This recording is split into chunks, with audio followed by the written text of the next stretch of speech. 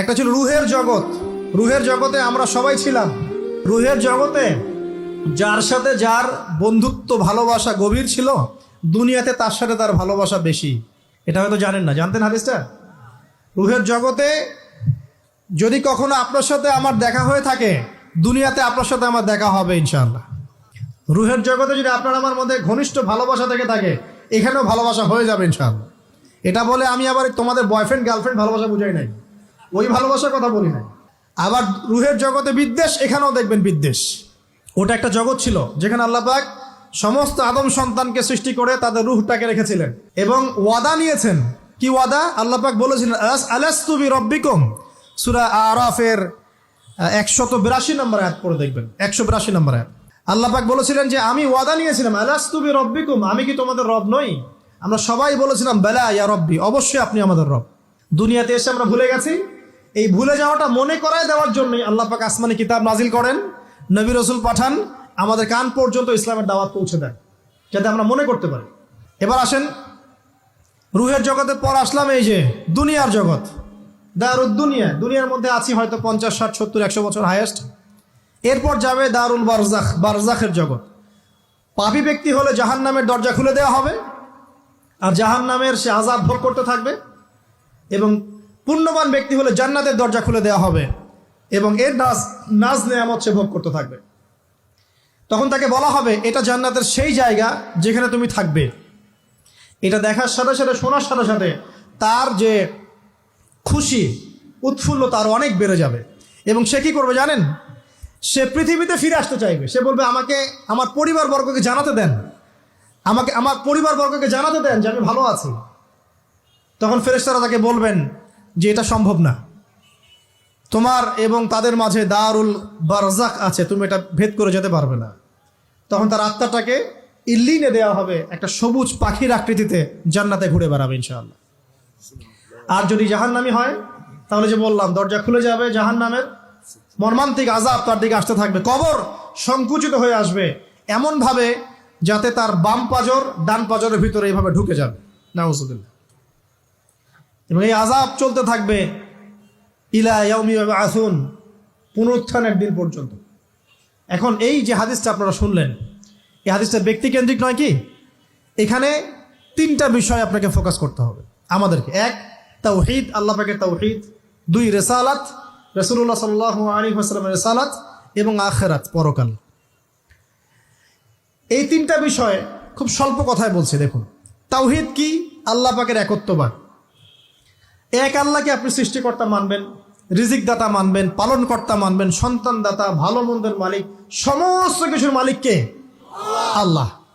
আল্লাহ আল্লাহ আমাকে বাঁচিয়ে রেখেছেন, আল্লাহ আমাকে মৃত্যু দিবেন, আল্লাহ আমাকে রিজিক দেন, আল্লাহ আমাকে সন্তান দিবেন, আল্লাহ আমার ভালোর মালিক, আল্লাহ মন্দের মালিক, আল্লাহ সমস্ত কিছুর মালিক। এই কনসেপ্ট পরিষ্কার থাকবে, লা ইলাহা ইল্লাল্লাহ পরিষ্কার থাকবে। সমস্ত বিষয় কার পক্ষ থেকে? আল্লাহর পক্ষ থেকে। এই তাওহীদ, সংক্ষিপ্ত কথায় বললাম তাওহীদ। এর মধ্যে 3টা ক্লাসিফিকেশন আছে, রুবুবিয়্যাত, উলুহিয়্যাত, আসমা ও সিফাত। এটা আপনারা কিতাবুত তাওহীদ বই থেকে পড়ে নিয়েন।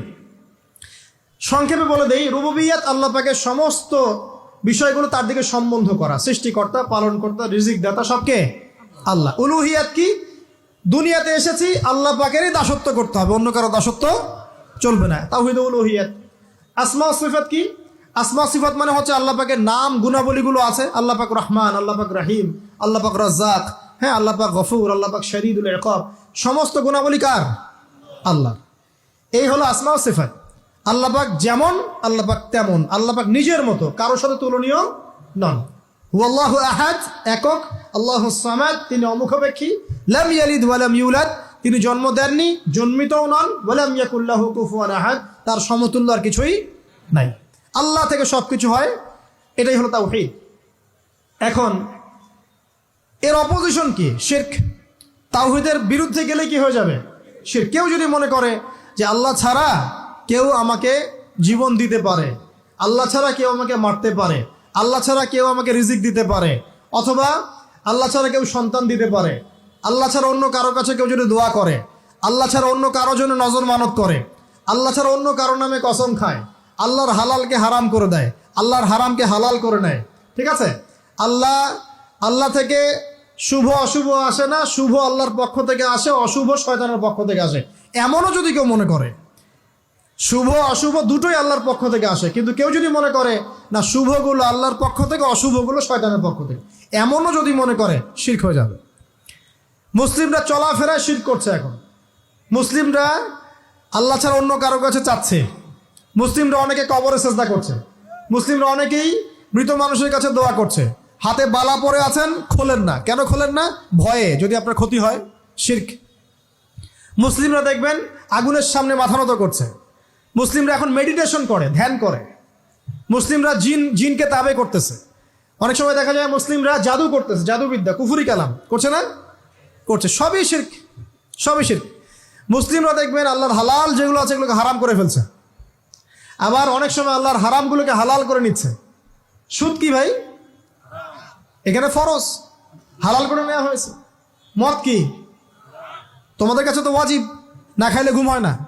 তো এই যে আল্লাহ হারামগুলোকে কি করছি আমরা? হালাল করে ফেলি। এটাও শিরক, কুফুরি একটা। তো এক কথায় তাওহীদের উপর যারা থাকবে, মান রব্বক উত্তর দিতে পারবে ইনশাআল্লাহ। যারা শিরক করে ফেলবে ওই অবস্থায় মারা যাবে, মান রব্বক উত্তর দিতে পারবে না। আমার কথা কি বোঝা যাচ্ছে? আমি সহজ করার চেষ্টা করছি, কিন্তু হয়তো পারছি না, এটা আমার ব্যর্থতা। এক কথায় যদি আমরা কবরের প্রথম প্রশ্নের উত্তর দিতে চাই, তাহলে আমাদেরকে অবশ্যই তাওহীদের উপর থাকতে হবে। শিরকে যাওয়া যাবে না। প্রিয় ভাইরা, শিরকের পাপ থেকে আজকে তওবা করে ফেলবেন। আল্লাহ জেনে না জেনে জীবনে যত শিরক করেছে আল্লাহ মাফ করে দাও, আমিন। এবং আগামী দিনগুলোতে শিরকের পাপে লিপ্ত হয় না।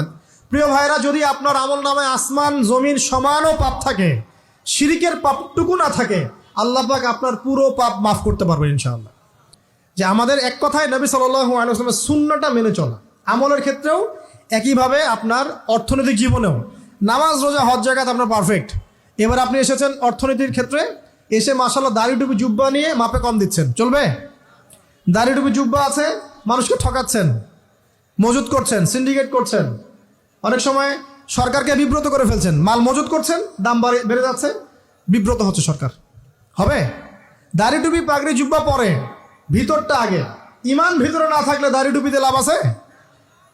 তাকওয়া ভিতরে না থাকলে আমার দাড়ি টুপি দিয়ে লাভ আছে?